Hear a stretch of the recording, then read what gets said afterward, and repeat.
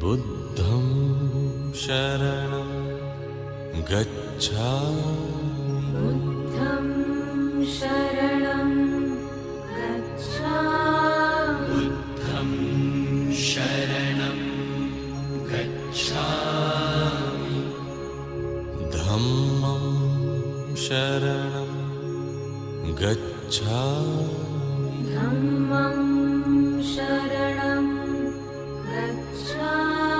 Dhammam sharanam gacchami. Sangham sharanam gacchami.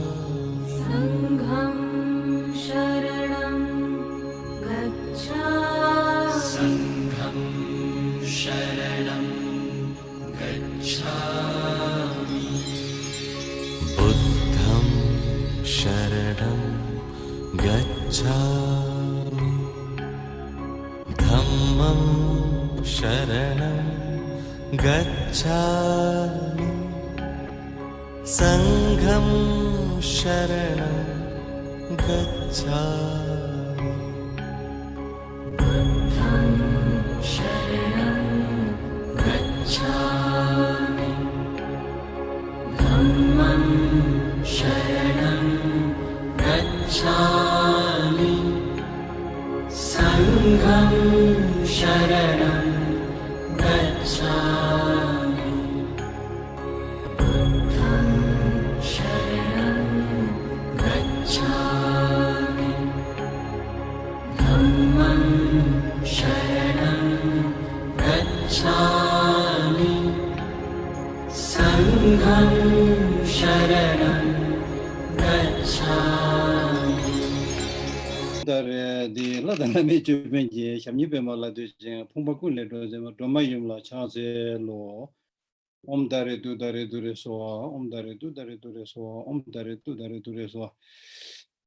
Omdare to Dare to Resoa, Omdare to Dare to Resoa, Omdare to Dare to Resoa, Omdare to Dare to Resoa, Omdare to Dare to Resoa. Omdare to Dare to Resoa, Omdare to Dare to Resoa, Omdare to Dare to Resoa, Omdare to Dare to Resoa, Omdare to Dare to Resoa, Omdare to Dare to Resoa. Om dare tu dare tu reswa, om dare tu dare tu reswa, om dare tu dare tu reswa, om dare tu dare tu reswa. Om dare tu dare tu reswa, om dare tu dare tu reswa, om dare tu dare tu reswa. Om dare tu dare tu reswa, om dare tu dare tu reswa, om dare tu dare tu reswa, om dare tu dare tu reswa. Om dare tu dare tu reswa, om dare tu dare tu reswa, om dare tu dare tu reswa, om dare tu dare tu reswa, om dare tu dare tu reswa, om dare tu dare tu reswa. Om dare tu dare tu reswa, om dare tu dare tu reswa, om dare tu dare tu reswa, om dare tu dare tu reswa, om dare tu dare tu reswa. Om dare tu dare tu reswa, om dare tu dare tu reswa, om dare tu dare tu reswa, om dare tu dare tu reswa, om dare tu dare tu reswa, om dare tu dare tu reswa, om dare tu dare tu reswa, om dare tu dare tu reswa, om dare tu dare tu reswa, om dare tu dare tu reswa, om dare tu dare tu reswa.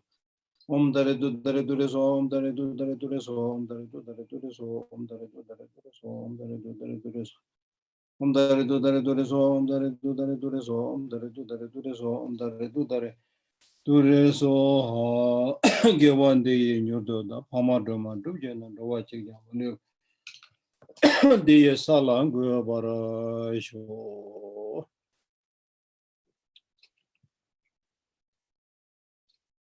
So let me begin by saying how this recitation of mantra works. At least we know that when we recite these mantras, whether we know the meaning or not, it makes us feel relaxed and calm because you are focusing on your sound. So that itself is quite healing. So there is one way of seeing it. Another way of seeing it is that these mantras are like magic formulas. There is a teaching which says the potential of substances are unthinkable.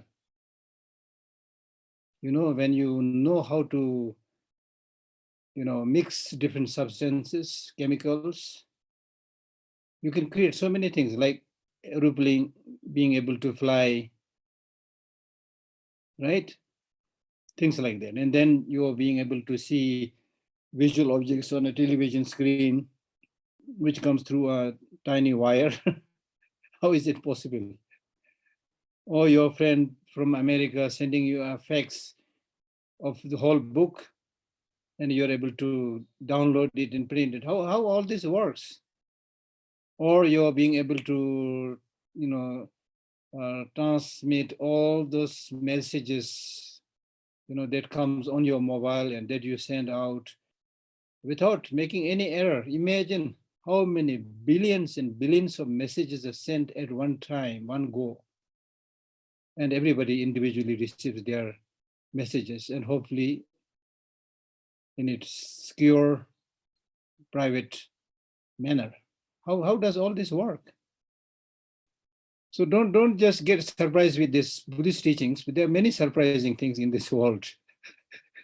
Only if we are able to know how these things work, then you will be able to see the benefit of it, right?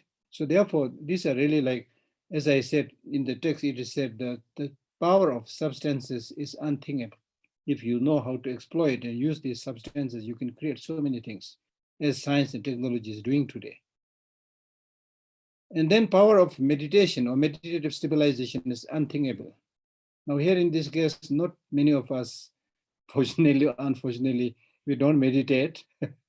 But if really meditate continuously for a long time, uninterruptedly, and in the right way, with all the needed preparations, then it said what you can achieve through meditation is also unthinkable.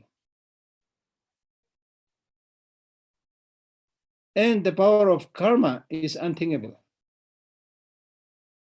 Like if you see these multifarious things in the universe in general, and particularly, when we talk about karma, it's something primarily related to our experience. So in terms of experience of all of us as an individual, it's unthinkable.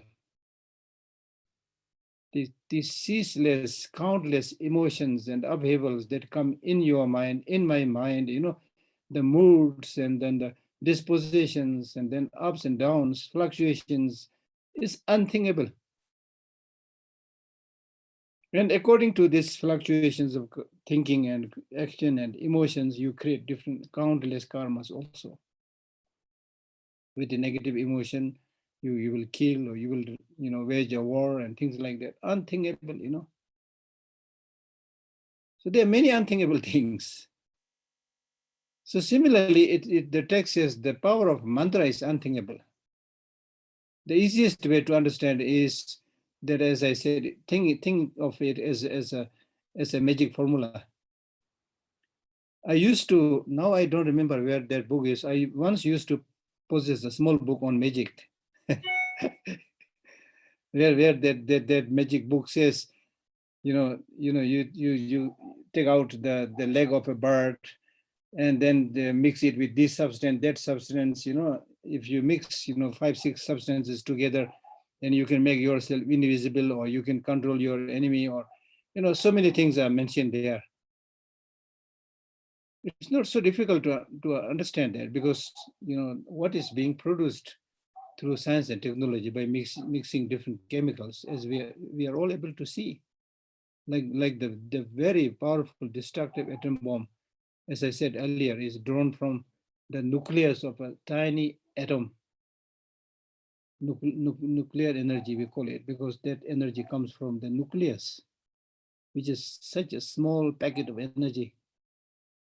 But when you know how to take it out and how to use it, and then when it explodes, you can see the power, right? So similarly, if we are able to explore our inner resources, we can also get access to all these powers.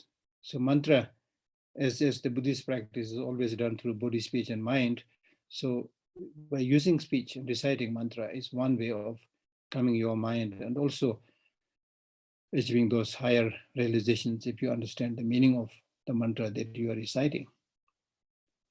Okay, so therefore, some scientists and researchers, they did some research on the power of chanting. They did a lot of recordings and interviews with the monks from the upper tantric college, lower tantric college, and they were able to really see the benefit of the chanting. Just by listening to the chanting, many sick people, they get kind of a soothing effect, a very beneficial effect. And then, of course, with the help of this chanting, you can also concentrate, right? And as and when we concentrate, you get this inner peace. A clear indication is normally when you recite the chanta, people immediately feel like closing their eye, you see. That means going within, you see. When you go within, then you feel that happiness, that genuine, long-lasting happiness, you see.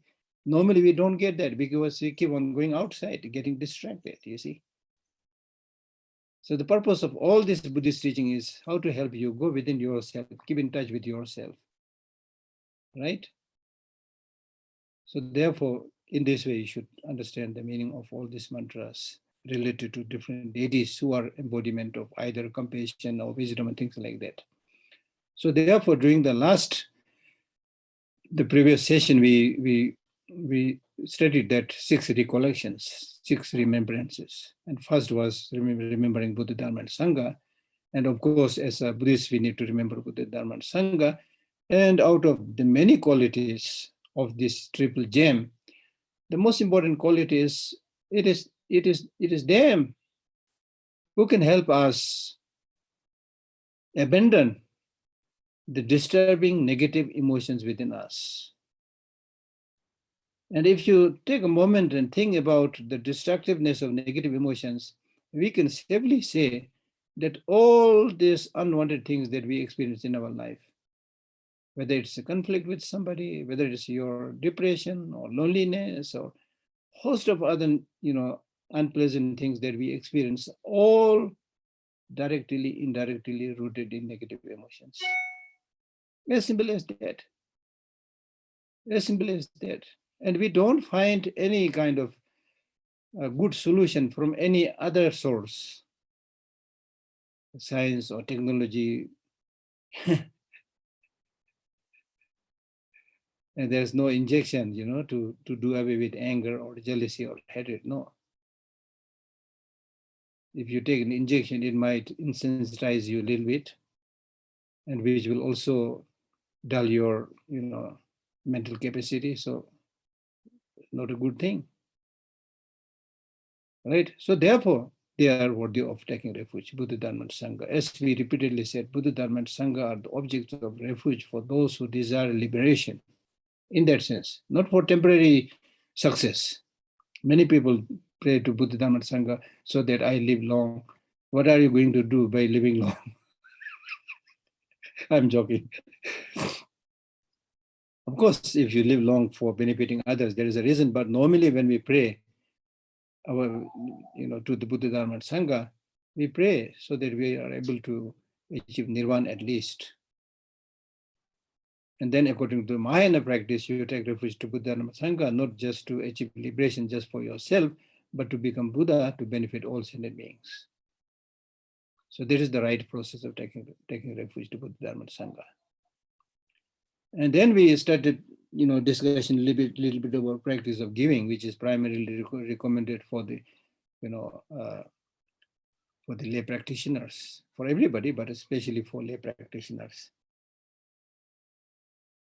And that practice of giving is said right in the beginning, because one of the main problems that we experience in the world is too much grasping and clinging to material accumulations, right?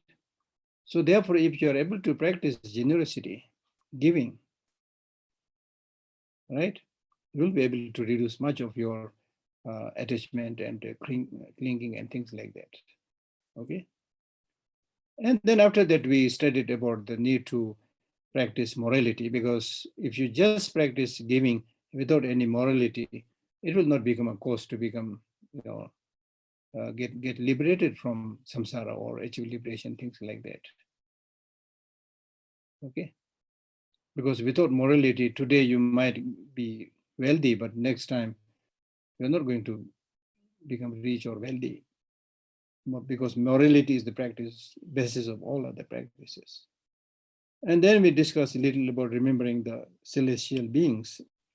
So it can be, the last one can be translated as celestial beings or deities or gods or whatever. So it could also refer to remembering celestial beings, meaning that celestial beings have many special qualities.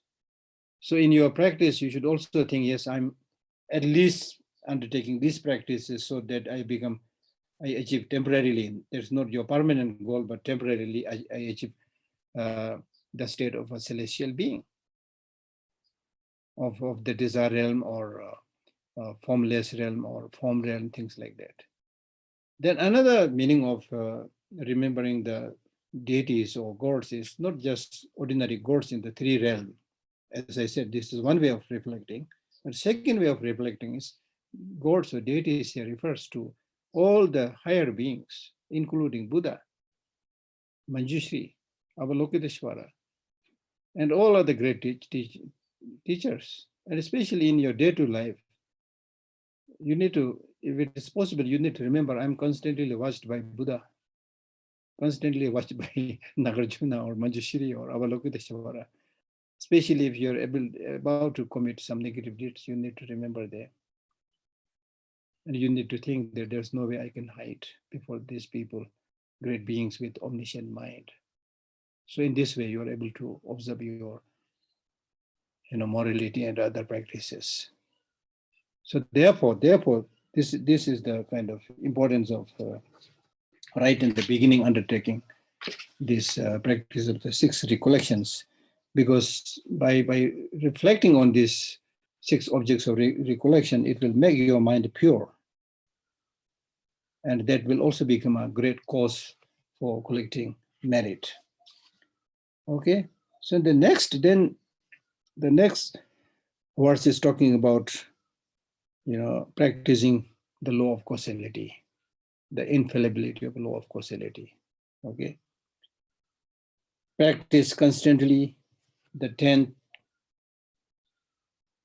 parts of actions in body, speech, and mind, abstain from intoxicants, and likewise take delight in a virtuous livelihood.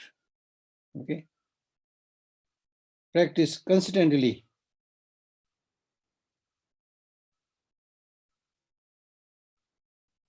I mean, look at the wording. It says practice constantly. It's not saying practice for 2 days or 3 weeks. Practice constantly. Practice constantly what? The 10 parts of actions. Then part, when we talk about 10 parts of actions, then out of the 10 virtuous practices, 7 are parts as well as parts of actions. The last 3 of the mind, the mental virtuous actions, are parts but not parts of actions. Okay, so anyway, it's talking about practicing the 10 virtuous actions and refraining from the 10 non-virtuous actions related to the body, speech, and mind. And I'm sure most of you know this. So just to briefly explain, physically killing. There hardly need any explanation to that. Killing is illegal in every country. It's human right violation. So don't just think about this in the parameter of only Buddhist teaching. Use your common sense. If you engage in this 10, especially killing and things like that, it's unlawful in any country. Killing. The only difference in killing is, unfortunately, in the ordinary world and country, is if you kill one person, it is murder. If you kill millions, you're a hero. There's the only difference. In Buddhism, whether you kill one, if you kill many, of course, you are more, you commit more negative deeds. But in ordinary world, if you kill one person, especially and a person out of helplessness steals something and kills somebody, then that person is termed as murderer. But if you go to a war and kill the so-called enemies in millions and hundreds and thousands, then you are welcomed home as a hero. Heroes welcome. See, now you can see the hypocrisy in our ordinary way of life. And then stealing. Second is stealing. Second is stealing. Stealing is not just burglary. Stealing means not just taking things quietly or stealthily, which we normally understand. Stealing means so stealing means taking other people's wealth and possessions, which you don't own, which you don't have the right. So it can be taking things from other people without letting them know it, that is stealthily, or using some magic and power and sending armies and others and stealing. During war, we do that, you see. Or through robbing, burglary, robbing, and things like that. And in the Buddhist text, there is a discussion, is it necessary to really take that thing from one place to another? No, strictly speaking. That's how we understand, but strictly speaking, no. You can steal other people's land also. Land, you cannot, transfer it from that place to another place, but by using power. So unfortunately, in today's world, most of the businesses that we do in the world are stealing. If you look carefully, it fulfills perfectly the definition of stealing. Stealing. The world's natural resources and other possessions and wealth are today owned by just a small percentage of the so-called rich people. How did they got over to that? Stealing, corruption, bribe, using power, or at least paying no attention to the needs of others. Right? So that's why, unfortunately, in today's materialistic world, whoever has the money has the power also. The world is ruled so-called by politicians. The strings pulled behind by these politicians are basically the rich people. And the politicians dance at the tunes of these rich people. There was a time when the world was ruled by army generals. These days, the world is ruled by rich people, you see. And it's because of the realization that power comes through money and wealth, then politicians also engage in corruption, exploitation, bribe, and things like that. So they are rich also. The other day I was thinking, about these politicians. Most of them are rich.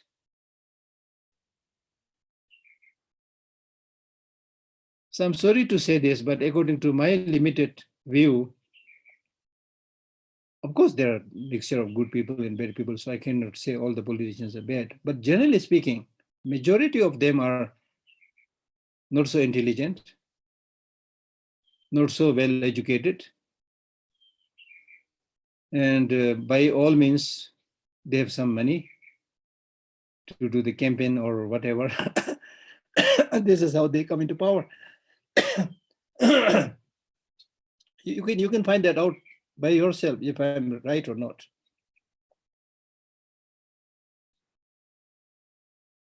Then even religious teachers who are not genuine teachers, they are also rich. You can find that out by yourself.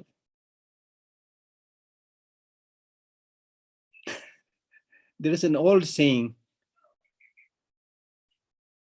that to one person, you cannot get both the blessings from Now I don't remember. Anyway, you can't get both the blessings for wisdom and blessings for wealth. So people who are really good scholars, people who have wisdom, they normally focus for their education, wisdom, learning. Therefore, they are normally forgettable rich. Normally, they are poor in terms of material wealth. And people who are materially wealth, even if they have a title like a Geshe or Rinpoche or whatever, normally they are, I don't know what to say. so, so it is like that, you see. It is like that. So what I was saying was stealing. Even if you just traveling somewhere and found something which some other people lost it, it is recommended in the Buddhist teaching that you should, as much as possible, try to return it or find the person who had lost it. And without doing that, if you keep it, in the ordinary sense of the term, you have not stolen it. But so long as the owner has not given up the hope to get it back, it will be counted as a stealing. Just a few minutes back, I was listening to a message sent by somebody who said, down in the Dharamsala market, somebody lost a mobile phone. And lost means that he forgot the mobile phone in a shop. And the shop owner, very wonderfully announced that it is definitely belongs to Tibetan, but he doesn't know it, so they will announce it. And in the announcement, they said the mobile phone is a very good quality and expensive mobile phone. You see, right? So it's wonderful. It's wonderful. So you need to be very careful. Even small things. For example, even when you work in the office, things.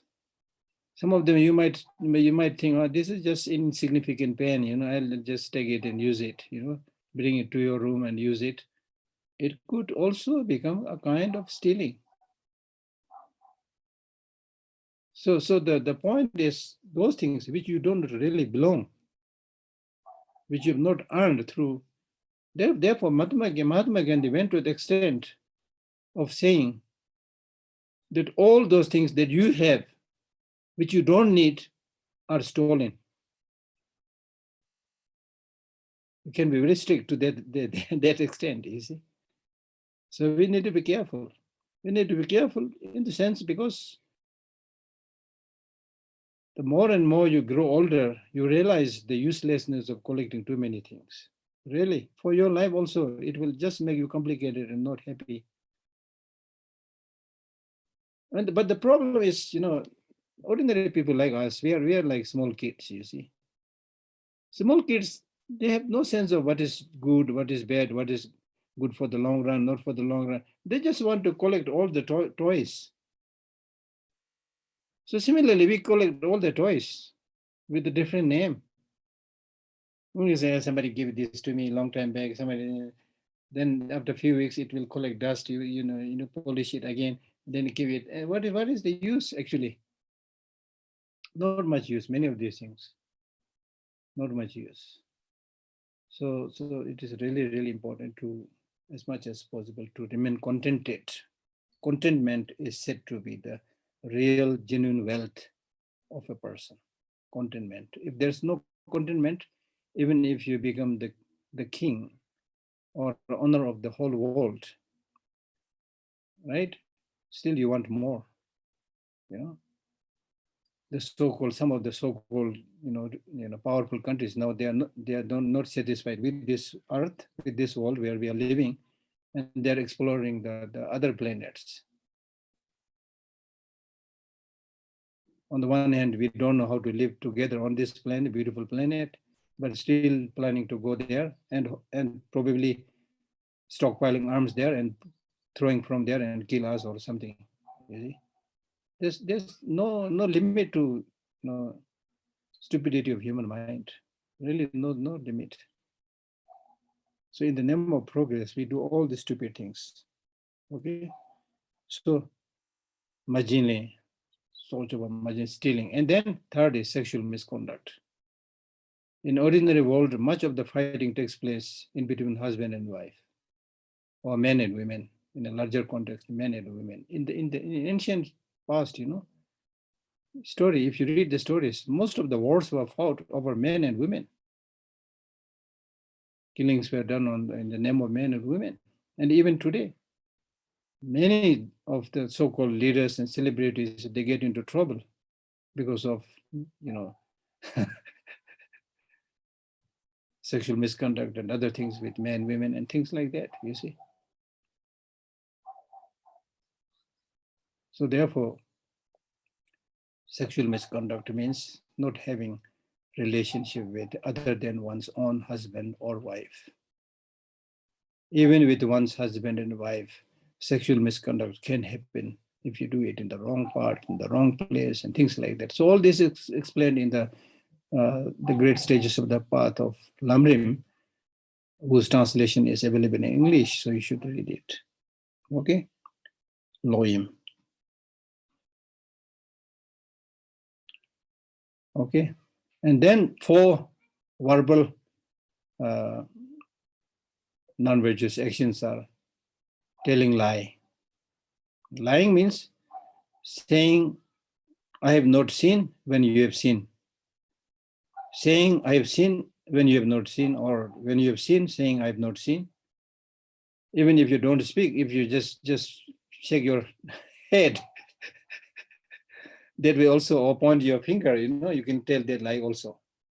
But sometimes there are what we call as white lie, to save the life of somebody. If you tell a little bit lie, then it's for a greater purpose. So much lighter. It's not a big problem. So otherwise, as much as possible, don't lie. There are many. Now we should do a research regarding all these non-virtuous actions. What the drawbacks? What are the disadvantages? I was reading a quotation where it says, if you always tell the truth, you don't have to remember. I mean, this is a beautiful way of saying things, When you're just honest and tell what is the truth, then you don't have to remember, because you will always be saying the truth. But if you lie, then because you are lying, you will not be able to remember, because especially if you continuously lie, to make one lie true, you do another lying. Then to set that right, you do another lying. And after a while, you will not be able to remember what you said. And which you will end up lying, which will contradict your previous statements.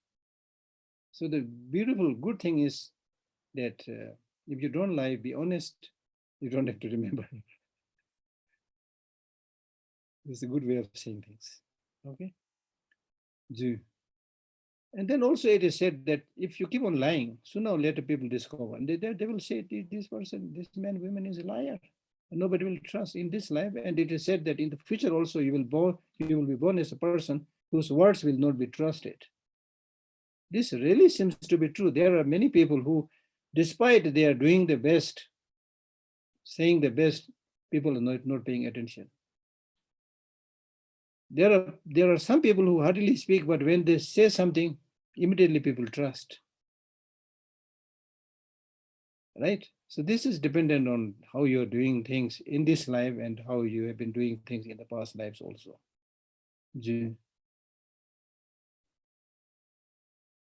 So don't just have one tongue. Don't have 2 tongues. Okay? There is a Tibetan saying, that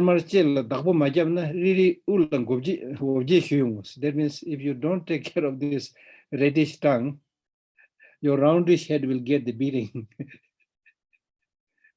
Okay?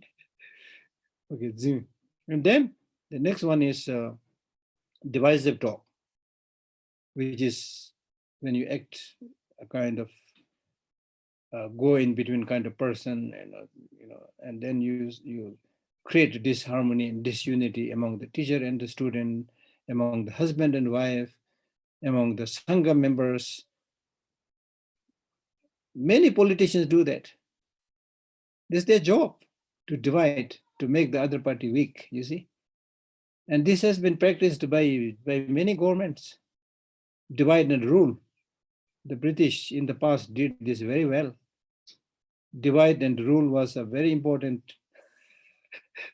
policy decision. They divided. How many countries they divided, you see? That's why we have the external Mongolia, inner Mongolia. Whoever did that, I'm not saying British done that. Whoever did that, there's external Mongolia, there's internal Mongolia.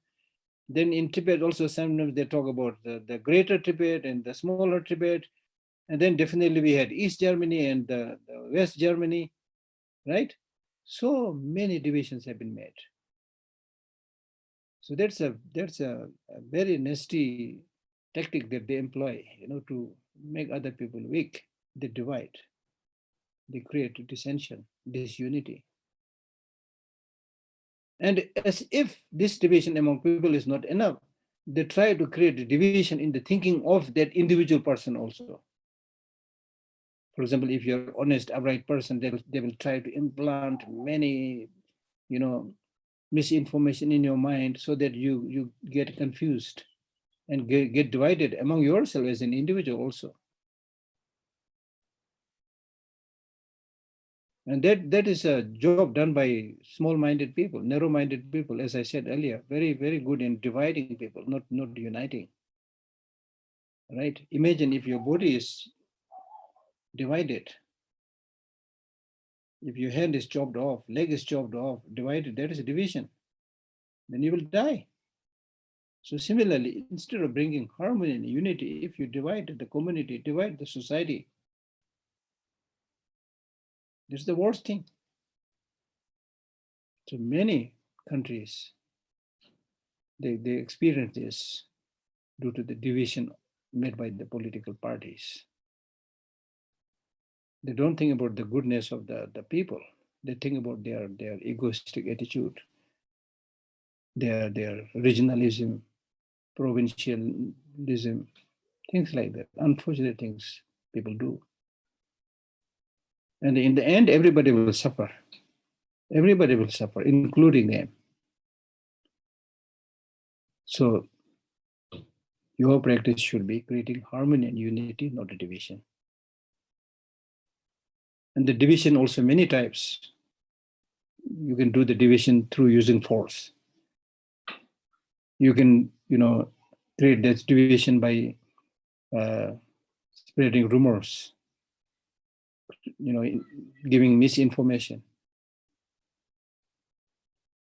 things like that. And the next is harsh speech. Nobody wants to hear harsh speech. Any word that you use should bring happiness, smile on the face of other people. In this case, for me, the best example is if you imagine small kids, they're very sensitive. If you say harsh, words, they immediately feel it. They feel very sad. Some of them might cry, some of them feel very sad, and then just leave that place and run away, you see. So the so-called grown people are not so different from that, And in fact, in one sense, they are more sensitive because they have more capacity to think. So without saying anything, even if they don't say anything, they might get hurt.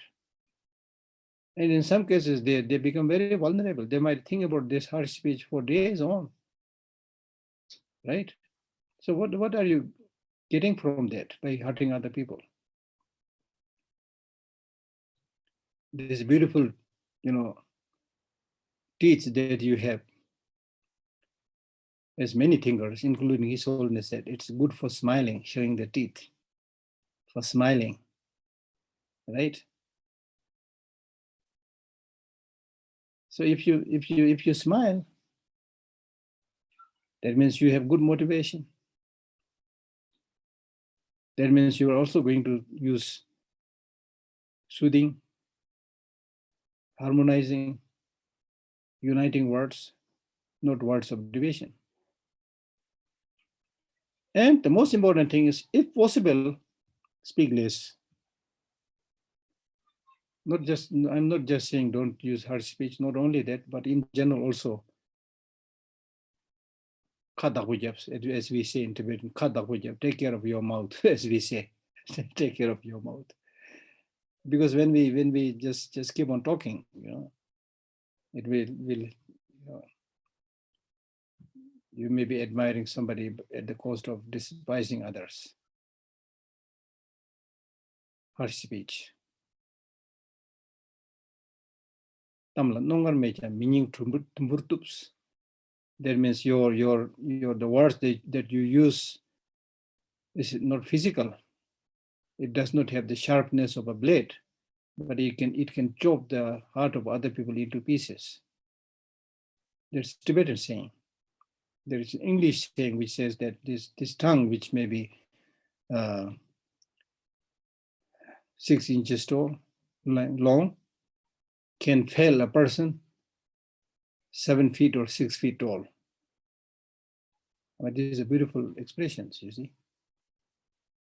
So physically, verbally, mentally, try your best to help and serve others. That is the crux of the Buddhist practice. Directly, indirectly, physically, verbally, mentally, always think about how to bring smile and peace in the mind of other people. We are not Buddha, we make mistakes all the time, but don't take it for granted that this should be your daily way of life. Right? You need to constantly remind yourself how you are, living. What is your physical behavior? What is your mental thinking? What is your use of speech?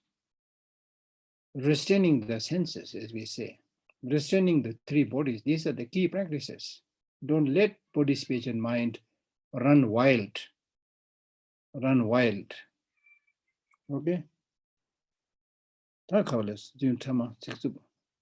Then the next one is chatter, idle gossiping, because we have not very interesting topics to discuss, or most of the cases we don't know how to discuss on profound, vast subjects. Then when we end up talking about small things, superficial things, this person has come, this. When I go to Tibetan settlement, it's very interesting to notice the elderly men and women there, because they don't have, philosophical texts to study. They don't know much about all those things, and also don't have the education to or information to talk about the news and things like that. So most of them, end up gossiping. And the main gossiping is, oh, somebody's a young man in the army came this morning. And then others says, is he married, not married? Oh, he's married. He has 3 kids and things like that. so, so, so the perhaps plus point is they know each other so well. But the minus point is there's none of their business, right? So anyway, what if you want to focus on practice, then you should reduce many of these distractions, including gossiping. Gossiping itself may be not a big negative deed, but by gossiping, gossiping also means not just talking about meaningless, day-to-day happenings, but also kind of gossiping is if you read literatures on war, how to kill people, or on sex, or on other things, kind of fictional stories, as I said the other day. So many of this, in the ordinary world, what is being taught in the text and how we live is, of course, almost like 2 different worlds. For us ordinary people, all this seem to be a regular thing.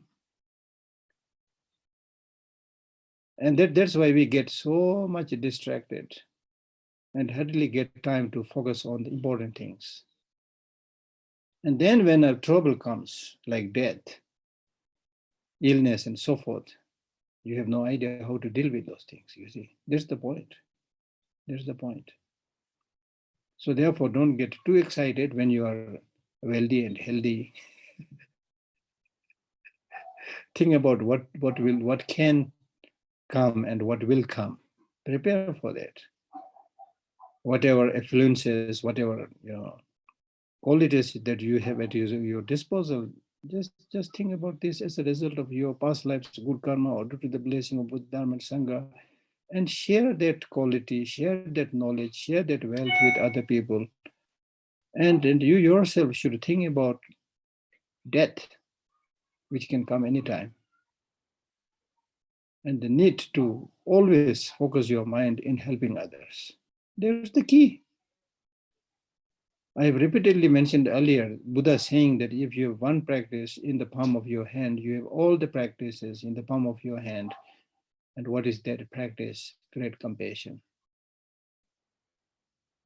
So simple, so simple. So when we talk about Buddhist practice, there's no need to make it very complex and complicated. And you might ask, then why all these teachings? Why all these texts? They are there because our internal human emotions are so many. The internal negative emotions are there. They are wild, unruly, opportunistic, cunning, deceptive. So in order to deal with all these things, all these teachings are needed. But that doesn't mean to say that you cannot get the core of the teaching. Core of the teaching. For example, that's why we have been talking about the two primary practices of cultivation of conventional bodhicitta and ultimate bodhicitta. Ultimate bodhicitta means wisdom, understanding, emptiness. If you really have that, the very root of negative emotions, ignorance, is destroyed. If you know how to do it. Then if you have this altruistic wish to become Buddha for the benefit of all sentient beings, all other practices will come. Imagine if somebody who is totally dedicated for others will do everything to benefit others. Practice of giving, morality, concentration, everything will come. I mean, let me give you the example of somebody doing business to earn money. You don't have to tell that person to concentrate. He will concentrate how to make money. If it is necessary to get up very early, many Tibetans who do business of selling pullover, they do this. They need to get up very early, come back very late.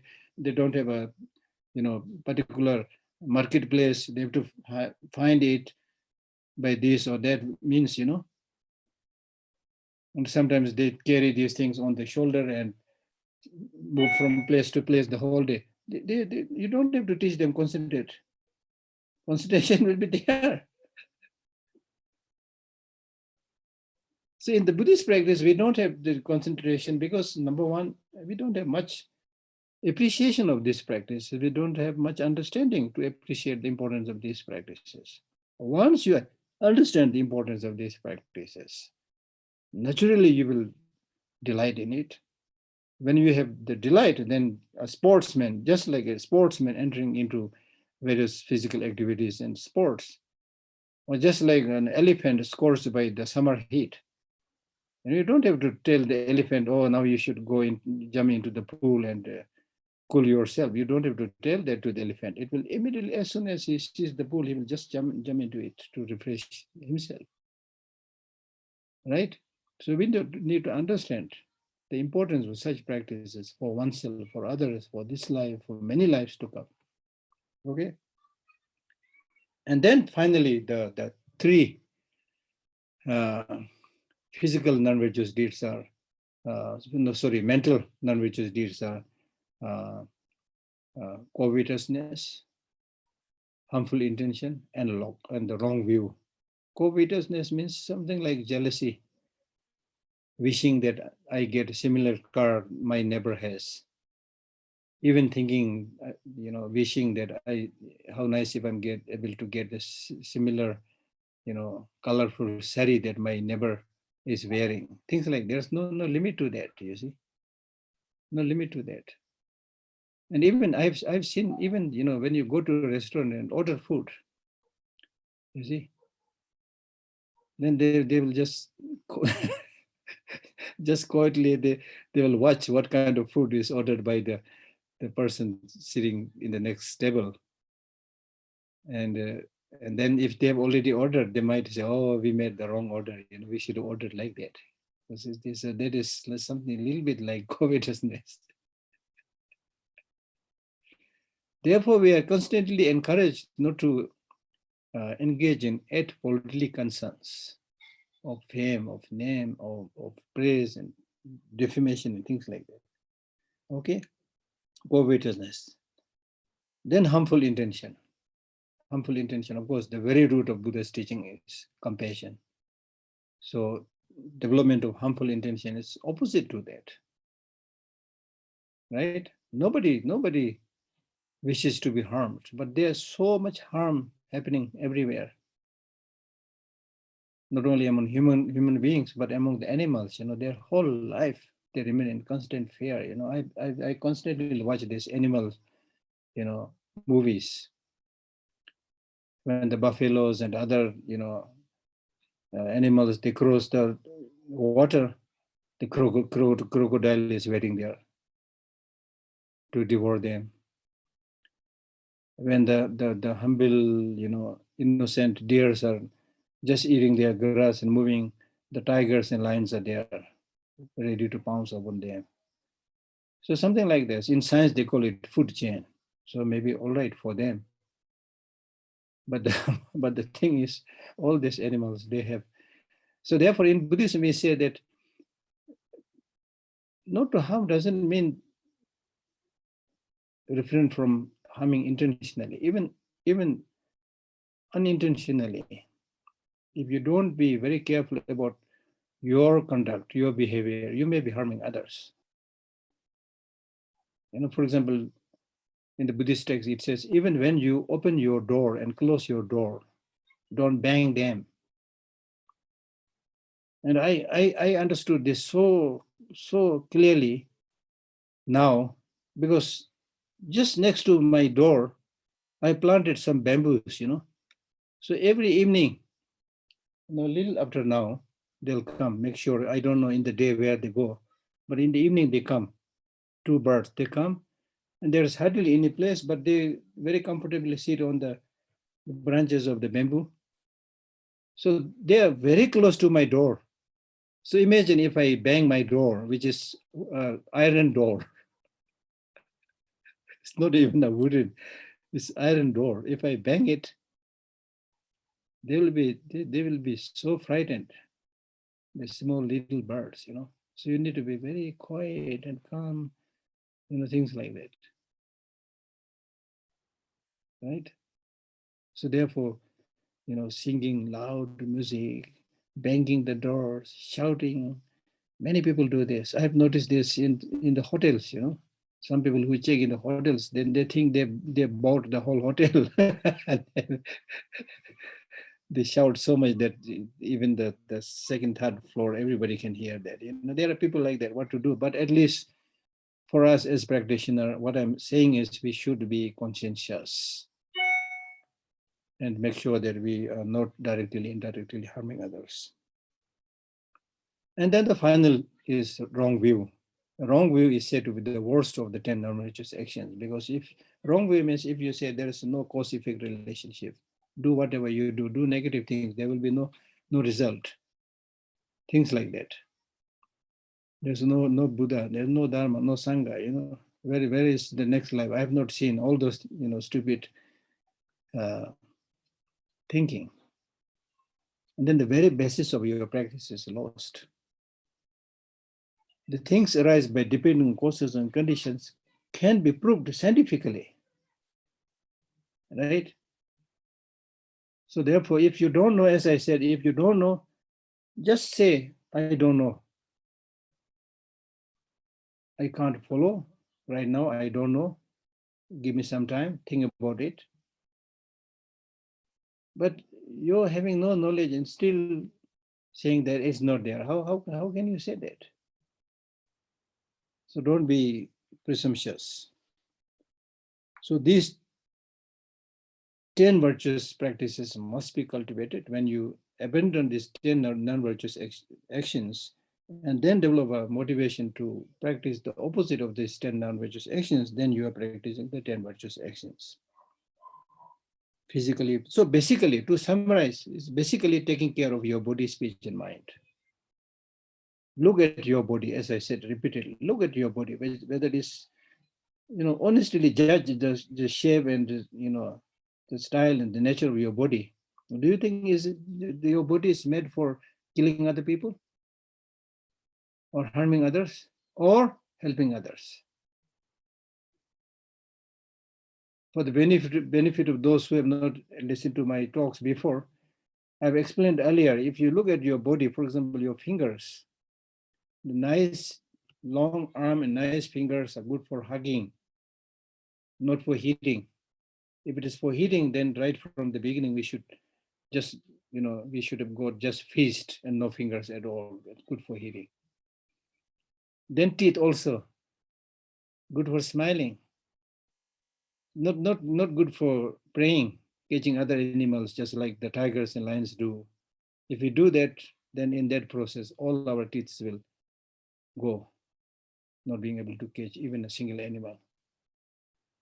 And then the nails also, right? Nails also, maybe for scratching your back or things like that. But definitely not, we don't have this powerful paws, to kill other animals like the hawks and vultures have. We don't have that. Then, as he said, the teeth is for smiling. And then eye also more of more of compassion. Especially we have this capacity to feel the peace and harmony within oneself. And your practice of compassion and love can also be reflected in your eye. You see, right? If that is the case, then why human beings are creating so much problem? Human beings end up creating so much problem because we are not taking care of our body, speech, and mind, especially the mind. Mind has this capacity to do many good things and also many bad things. Right? So if you don't use your discriminative awareness, the capacity to judge between what is right and what is wrong, and then let your mind go after the external material glamours, marvels.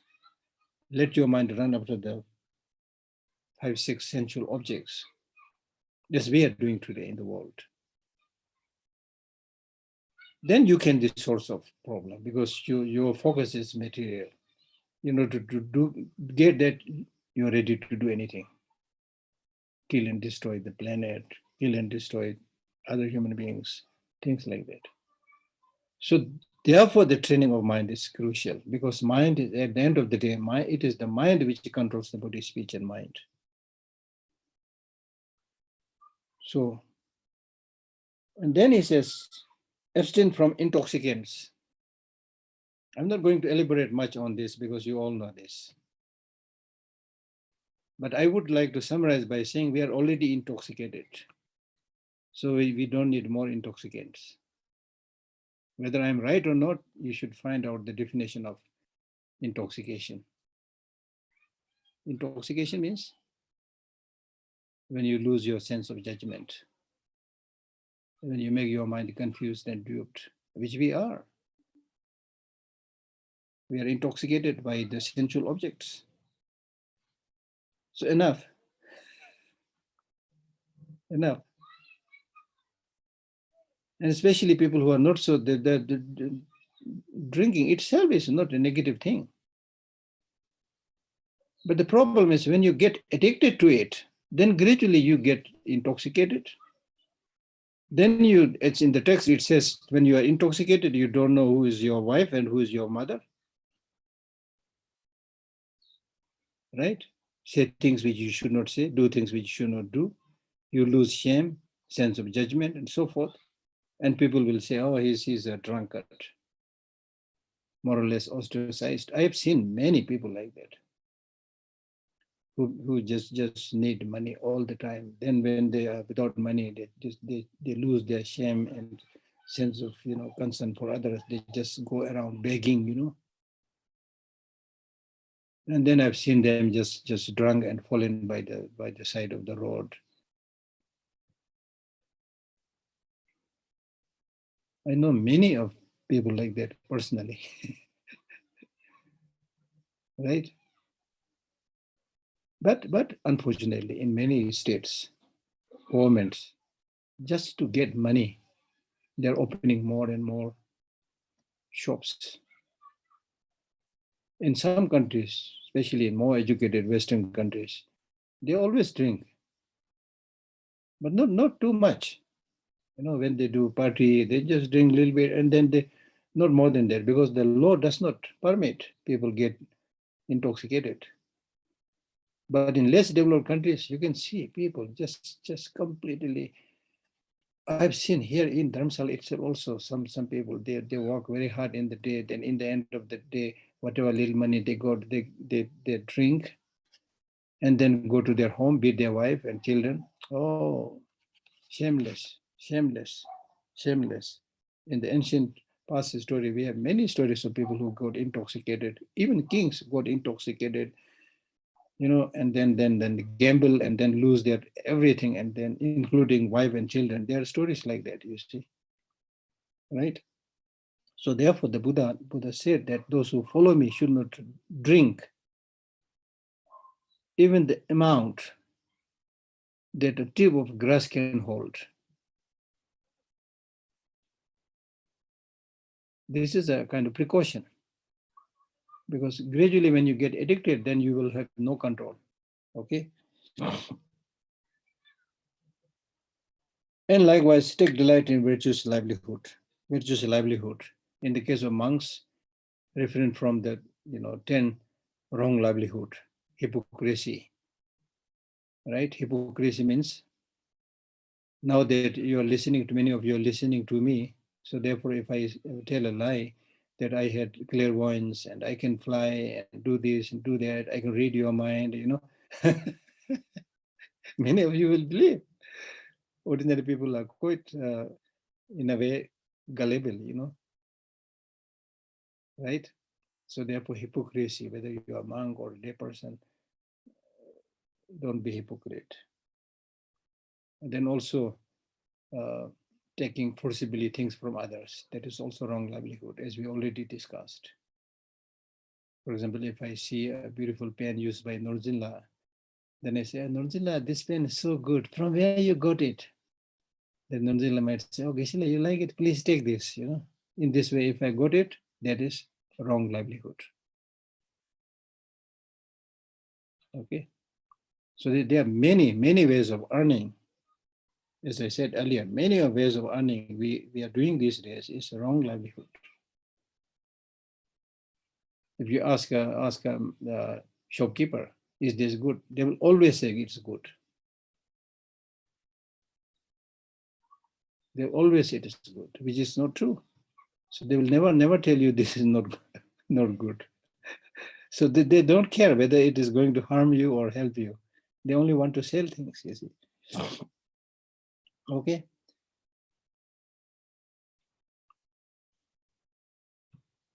He gave it so right livelihood.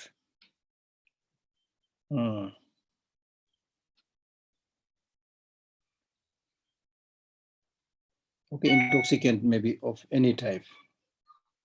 Then the next one is, as I said earlier, one reason that we get attached to the samsara is material objects. Material objects. Wherever we go, we have this excess baggage, as I said many times before. That we have collected too many things over the years, excessive baggage. And when the more you have, the more you get stuck there.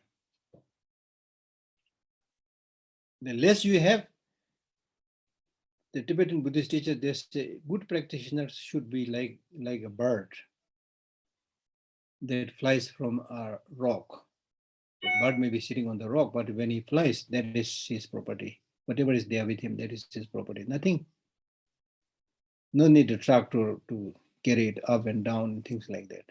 We may not be able to do that, but at least you should try to lead a simple, convenient life. Much easier. Okay? So especially in today's world, it is the material greed, attachment to material objects, sensual objects, that is killing the world, be it killing of the environment or animals and birds. It's the material greed. So therefore he's saying, recognizing wealth to be ephemeral and insubstantial, just like any other conditioned thing, the so-called wealth you have is also impermanent. At one point of the time when you fancied that object, it really looked beautiful to you. For example, your mobile phone, when you update your mobile phone, the first time you feel so happy when you own it. But it's ephemeral. After a few days, another updated version will come, right? And then you might, sleep that thing, fall it on the floor, break it, whatever. Anyway, it's ephemeral. It's stolen, broken, whatever, ephemeral. And in substance, it doesn't really have much meaning. Meaning of human life is not drawn from external material objects. That way, it doesn't really have much. The material objects themselves will never, from their own side, they will never try to fulfill your happiness and peace. So therefore, they're insubstantial. So real substance or essence of human life has to be cultivated by one's thinking and training of the mind, not through accumulation of material objects. I will give you one example. For example, when we lost Tibet, okay, for fear of our life, now we could not bring anything for most of us, hardly anything. It was just amazing that you're able to escape and save your life, right? So we lost everything that we have accumulated for many generations. But that's a big loss, of course. But after coming into exile, again we work, and then gradually you earn those things, and you're okay. So losing material object is a small loss. It will not create a big problem. But if you lose your sanity, mental capacity, mental good qualities, then you have really lost. As I said earlier, when we came into exile without any material possession, but those few scholars, top scholars from different monasteries, when they managed to escape, people like His Holiness Dalai Lama, they really have that capacity to lay the foundation for Tibet, for Tibetan education, things like that. So it is the inner quality. Earlier, we studied about the 7 possessions of a superior being: faith, wisdom, and so forth. These are the real qualities. These are the real inner qualities which we must preserve. So don't get stuck with the material objects. Recognizing wealth to be ephemeral and insubstantial, exert yourself properly in liberal acts.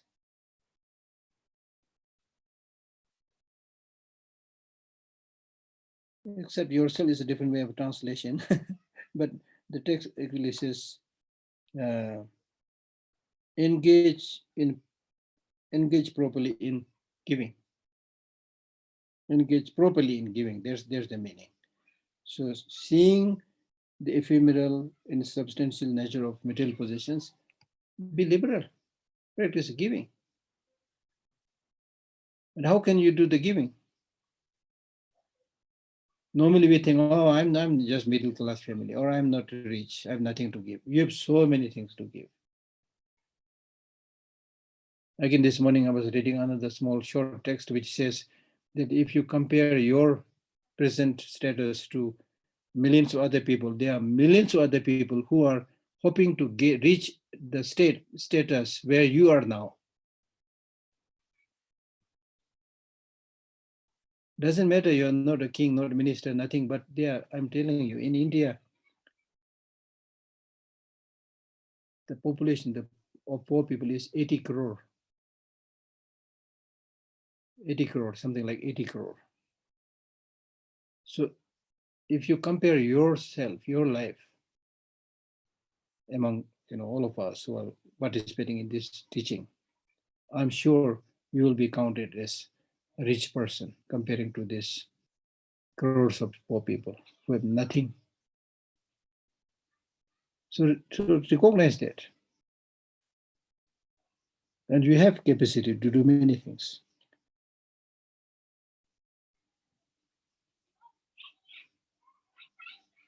Proper practice of giving.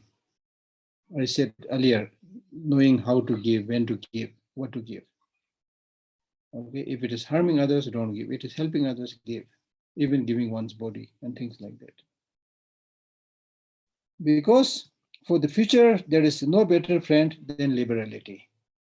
Because of your having practiced giving, in the future lives also, it will be repaid. It really looks like a law of nature, a scientific thing, that whatever good things we do is never lost. It comes back in whatever way. Okay, I don't know, the time goes so quickly. Sorry. Was Kishla.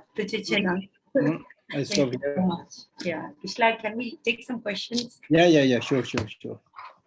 Please do raise your hands. I see Natasha now. Natasha. Yes, thank you.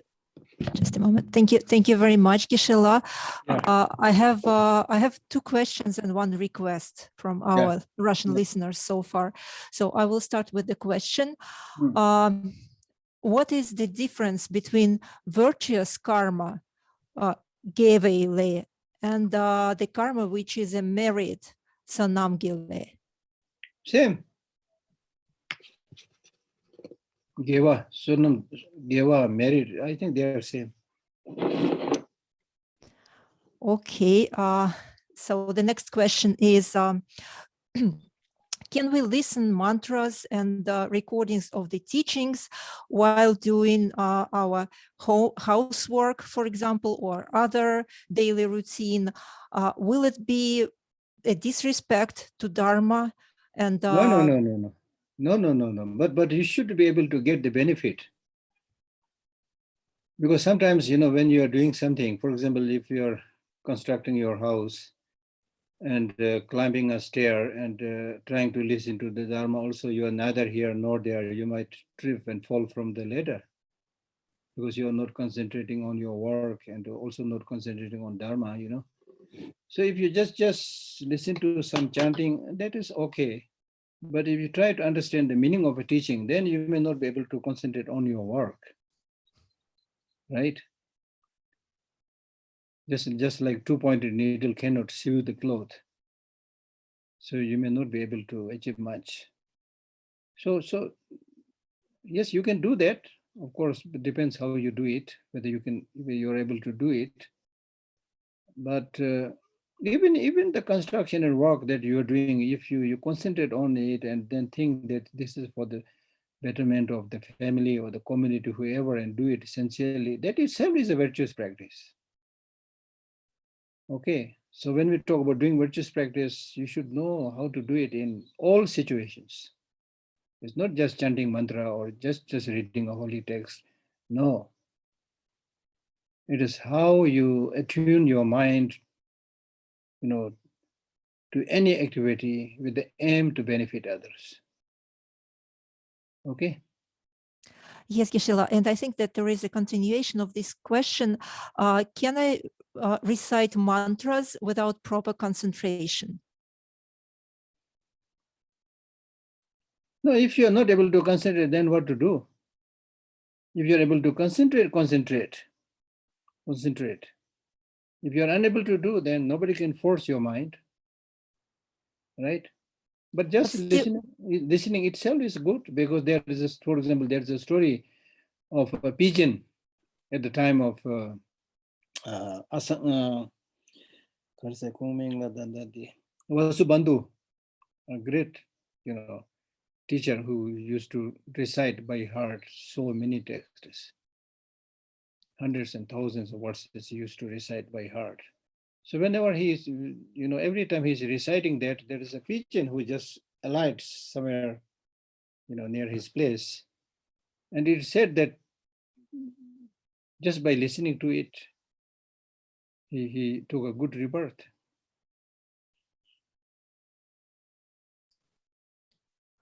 Or in other words, I'll tell you a story of a monk. Once I visited South India. I was then entourage member of His Holiness the Dalai Lama. Then when His Holiness was departing that settlement, so I used to go ahead, taking all the luggages of the entourage members. And then the driver was a monk. So when he drove a little bit, then he said, Gishela, will you permit me to play the Indian songs? I said, yes, of course, no problem. Then he played the Indian songs and he was able to sing together. Then out of curiosity, I said, do you know the meaning? He said, no. But he listened to it so many times that he is able to remember it. So like that, just by listening, you get used to it. And then gradually you will know the meaning also. Then I explained some of the lines of the songs to him, and he was further kind of excited. Oh, such a beautiful meaning. Thank you. And also, it's much.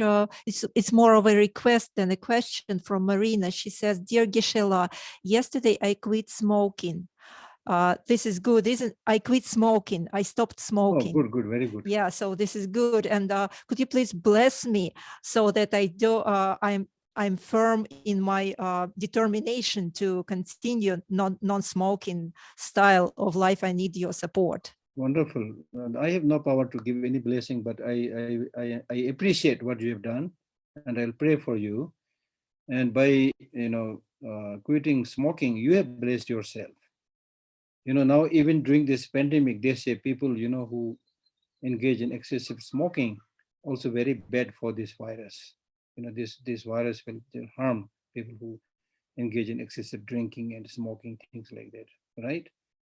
And here recently, I also knew a number of people who gave up smoking. Okay, so first few days, I know a number of people. So first few days, you might, if you might get some problem and you feel like you're missing something. I've seen people doing that. They get nervous and shaky and things like that. But then gradually, and then the doctors, they say that when you first give up smoking, then when you cough, that the black kind of soot will come in your sputum and things like that. So that's a good sign. Then after a week or so, that blackish kind of thing in your sputum will disappear and white sputum will come. That means you've done the job. Okay. Thank you very much, Geshe. Thank you. Okay. Thank you so much, Natasha. Of course, Kishla, thank you. Jackie, we have Dimple waiting in the line, so I'll let her go first. Yeah, okay, thank you. Dimple, I've sent you unmute request. So you have to unmute yourself and please ask your question. Thank you. Are you able to hear me too? I'm sorry. I can't hear you. Barking. You probably hear my dog barking. I can hear the dog, not your voice. I reckon I'll ask my question next. I can't hear. After. Yeah, it's unclear, your audio. You have to adjust your audio. I'll just have to quieten the dog. Dimple, we cannot hear you. I'm so sorry. I'll have to quieten the dog and then ask the question. Would that be okay? Okay, meanwhile, we can let Jackie ask her question and we'll come back to Dimple. Jackie, where are you? Yeah, I wasn't brought up with the idea of deity. So sometimes I have issues with the idea of them. Is there anything you could say that could help those who aren't used to the idea of a deity? I wasn't brought up with the idea of a deity or with God. So sometimes it's difficult for me to understand or believe in them. So they're just, if there's anything you could say.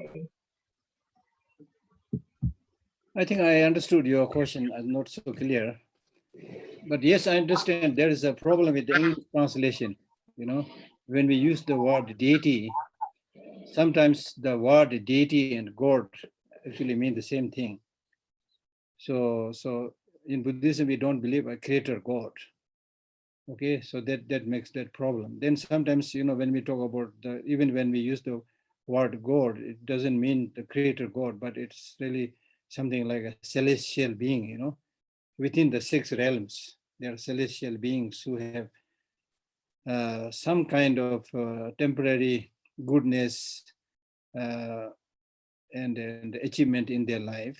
They're looking, everybody, men and women, looking handsome, beautiful, ornamented clothes and things like that. So they're good fruits that they have actualized. So sometimes we use the word, celestial being or gods to these people. Then sometimes we use the word la, as I said already, that it refers to something, some of these tantric deities like Manjushri, Avalokiteshvara, things like that. So whatever the case, the important thing is in Buddhism, we don't believe in a creator God. Okay. So the Manjushri or deity of wisdom or deity of compassion, when we say this, we are really primarily talking about the quality of the Buddha. And it can be manifested in the form of a being. So Avalokiteshvara could mean a person, but also it could primarily mean the embodiment of compassion of all Buddhas. Okay, not a creator God. So the safest way is to think about somebody who has higher qualities of compassion, of wisdom than us. So therefore, they are worthy of visualization and pray. Yeah. So thank you, Kishla. We have Dimple now. Dimple, unmute request I've sent you. Dimple, yeah. Hi. Geshe No, we still cannot hear you properly. Hi. You'll have to turn on the volume, maybe. I don't know. Your microphone. Are you able to Do you hear want me? to write down in the chat box your question? Yeah, So sorry. sure. I can do that. Yeah. Okay. So meanwhile, we'll request Vishal Gupta to ask his question. Yeah. Geshe, greetings. It's always so nice to hear your insights and happy to hear you again. My question relates to one of the points you made that was about living minimalistically, getting rid of your possessions. My understanding is that if we get rid of possessions, we are also being comfortable with the sense of insecurity which comes with it. Exactly. So I would like to know your insights on your life experiences and about Buddhist teachings, which talk about strategies to be able to handle lots of uncertainties. The strategy is primarily mental strategy. Sometimes I use the word mind management. These days in the modern business world, people, do a lot of management trainings. Once I was invited to attend a management training, and then the organizer said, is there anything to say from Buddhism about management? I said, why not? In Buddhism, the most important thing is the mind management. So you, with the realization that you have a body and mind, okay? So for the security and safety and well-being of the body, you need certain amount of possessions, food, clothing, and certain comfort. There's nothing wrong with that. Okay, but as I cited Mahatma Gandhiji, if you give things more than what you need, it is not necessarily good for you. But then problem is, for example, among the rich people, if they get rid of many of these comforts, then they will not be counted as equal to the other rich people. So that person will feel kind of ostracized from the family of the rich people. But so these kind of problems are there, but you need to be a little bit bold to do what is really important. Okay, because as I said earlier, number one, when we came into this world, we came with nothing. And then finally, when we go, we of course have to go without anything. Even our body, we cannot take with us. Okay, so right now, when you are wealthy and you can make decisions, then instead of just piling wealth after wealth, instead of that, if you are able to share a little bit to those people who are in need, that is doing a great, not only doing a great service to others, but it's really, making you feel happy, satisfied, making your life meaningful. And the result, of course, will be a positive one, not only in this life, but for many lives to come. And as you rightly mentioned, there will be better security actually. The more you have, there's a Tibetan saying, actually in the Buddhist teaching, it says, Kurji na kumamang. That means if you are, even in ordinary parlance, if somebody is traveling and carrying a heavy load, then it's more likely that that person will be chased by the thieves and robbers, because they'll think, oh, he is carrying a load, there must be something. But if you don't have heavy loads to carry, nobody will chase you. Burglar has nothing to do, things like that. Okay, so I'm not trying to deprive people of the basic necessities and comforts, but all I'm saying is make sure that you are not ending up accumulating more than what you really need. So therefore, in Buddhism, the good thing that we need to know is in Buddhism, some people, because we say things like that, they think that, oh, if you become a Buddhist, then the country will become poor. That is misunderstanding. Because in Buddhism, we say, for you as an individual, you should be contented, have less things to do, less things to possess. But for the greater good of other people, you have many more projects, you have many more activities, you should accumulate wealth and things like that to benefit and help many other people, but not to compete other countries or other societies, not for that purpose. Basically, moderation is what we have to Exactly. strike. Moderation in clothing, moderation in thinking, moderation in food. Yes. Moderation in desire for power, moderation in desire for money, Exactly. everything, all kinds of. Exactly. Moderation basically means your body, speech, mind will be balanced. When your body, speech, and mind is balanced, then there will be less disease, less anxiety, less depression. You see. Therefore, the Buddha said, "I'm very happy because I have nothing." You see. Just opposite to what we normally say. We will say, "Oh, I have nothing, so I'm miserable." But the great teachers like Milarepa and Buddha, they said, "We are happy because I have nothing." It makes perfect sense. You can Thank you, go Geshe. go wherever you want to go. You can stay wherever you want to stay. No excess baggage. You will not be charged at the airport. This is so relevant today also because of global warming, because Yes, of excessive exactly. consumption. So this is Exactly. such an important lesson. Exactly. Thank you, So Geshe. Thank you. Thank you. So Dimple, you want to try again? And if this time it fails, then I'll read your question for you. Okay. How's this? Are you able to hear me? Are you able to hear me? No, so sorry. It's still not working. It's okay. I'll read out the question now. Okay. Cheers. Best I can do. So Gishla, Dimple's question is, Dimple says basically, Gishla Tishtale, thank you for your invaluable teachings every week.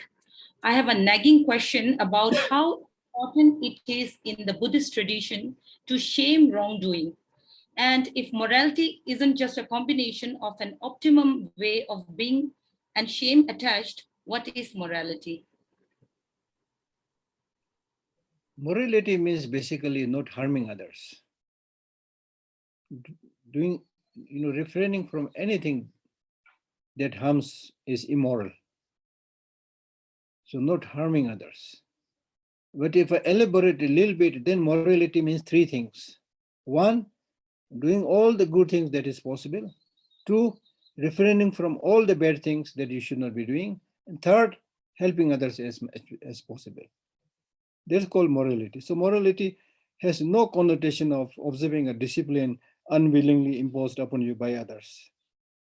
For your own goodness, refrain from negative things, do good things, and help others. That is entirety of practice of morality.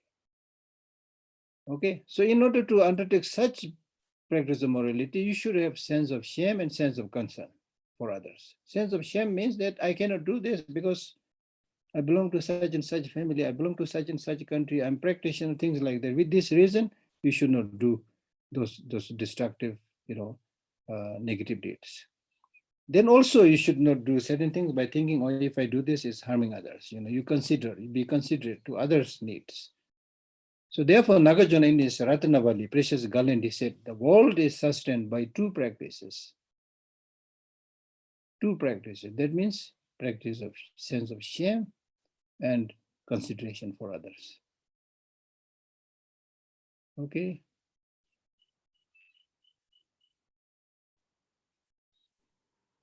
Yes, so thank you, Dimple, for your question. Geshe, thank you so much. That was the last question for this session, Geshe. So we conclude the session with thanking you, and we look forward to seeing you next week, and we look forward to seeing everybody next week. And as usual, we'll conclude with our prayer session. Yeah.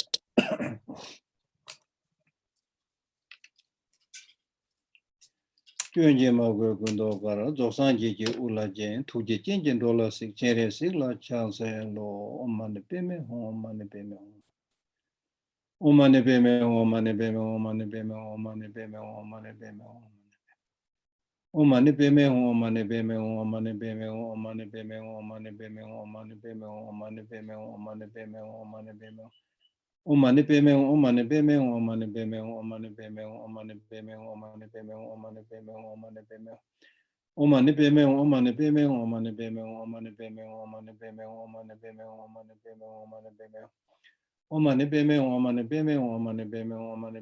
omane peme hon, omane peme hon, omane peme hon, omane peme hon. Omane peme hon, omane peme hon, omane peme hon, omane peme hon, omane peme hon, omane peme hon, omane peme hon, omane peme hon. Omane peme hon, omane peme hon, omane peme hon, omane peme hon, omane peme hon, omane peme hon, omane peme hon, omane peme hon, omane peme hon, omane peme hon. Omane peme hon, omane peme hon, omane peme hon, omane peme hon, omane peme hon, omane peme hon, omane peme hon, omane peme hon, omane peme hon. Omane peme hon, omane peme hon, omane peme hon, omane peme hon, omane peme hon, omane peme hon, omane peme hon, omane peme hon, omane peme hon. Omane peme hon, omane peme hon, omane peme hon, omane peme hon, omane peme hon, omane peme hon, omane peme hon, omane peme hon, omane peme hon. Omane peme hon, omane peme hon, omane peme hon, omane peme hon, omane peme hon, omane peme hon. Omane peme hon, omane peme hon, omane peme hon, omane peme hon, omane peme hon, omane peme hon, omane peme hon. Omane peme hon, omane peme hon, omane peme hon, omane peme hon, omane peme hon, omane peme hon, omane peme hon, omane peme hon, omane peme hon. Omane peme hon, omane peme hon, omane peme hon, omane peme hon, omane peme hon, omane peme hon, omane peme hon, omane peme hon. Omane peme hon, omane peme hon, omane peme hon, omane peme hon, omane peme. Omane peme hon, gewandi nyurdo da chere se wandu yone dowa chikya mali ba te salang gwe bara sho. Thank you.